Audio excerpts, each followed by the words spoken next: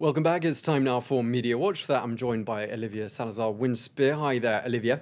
Hello. Now, we've got some good news coming out of Burma in terms of press freedom. What's this about? Yes, today the State Department for Press Scrutiny and Registration, sorry, it's a bit of a long name there, which is another name for the State Centre, has announced that at the end of the month, their department will be abolished. This article here from the Irrawaddy, which is a Burmese paper produced in Thailand, says media censorship to be abolished in Burma. So the idea is that come July, the media will no longer have to go through the state censorship system, which all literature, TV, radio had to go through before. Now, this sounds great, but of course, it's not as simple as that. The Department of Censorship is going to be abolished and will make way for a new institution, which will be a press council, something established with journalists, in consultation with journalists, but also with members of the government to keep the press reasonably controlled, but also to have things like ethics, laws on journalistic ethics, journalist rights, and how things are publicated and distributed in Burma. So it sounds like quite good news. And the latest of an awful lot of changes that we've been hearing about going on there in Burma. Exactly. This comes in as part of a series of reforms that Burma's been undergoing since the new government of November last year. But just to contextualise in terms of the media, I was looking at a Human Rights Watch report.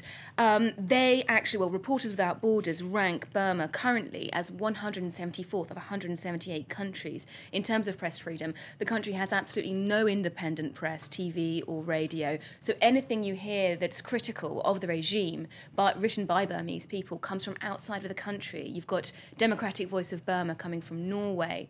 And of course, Aung San Suu Kyi, opposition leader who was released from house arrest in November of last year, she said today, in the context of her visit to Thailand for the World Economic Forum, that we should take this with a pinch of salt, really, and shouldn't get too excited about reforms or the opening up of the media in Burma, because things will take a long time to change.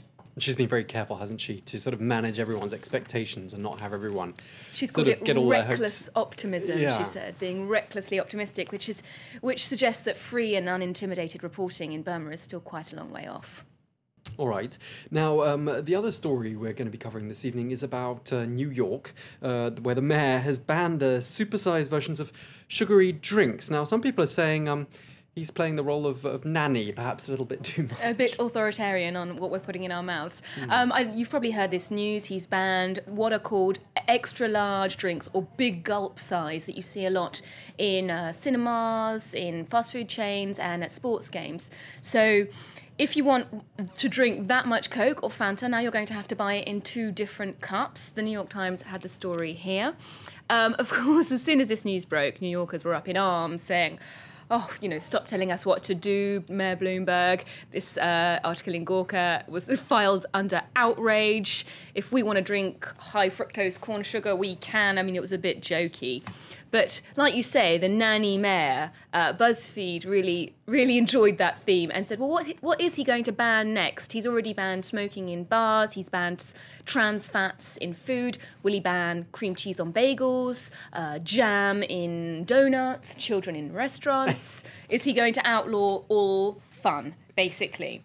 I mean, on the other hand, there's a lot of people here. We've got a rant in Gawker of people saying, listen, we need to do something about the obesity level in New York. If we need to legislate, then we need to legislate. No, well, I don't think I'll be missing those large, supersized drinks. I've never ordered one. I couldn't imagine how anyone could drink that much Coca-Cola. I read one reaction on the internet from a man on Twitter, which was quite funny. He said, well, when I go to the cinema, some of these films are 3 hours long. I need a bucket of drink.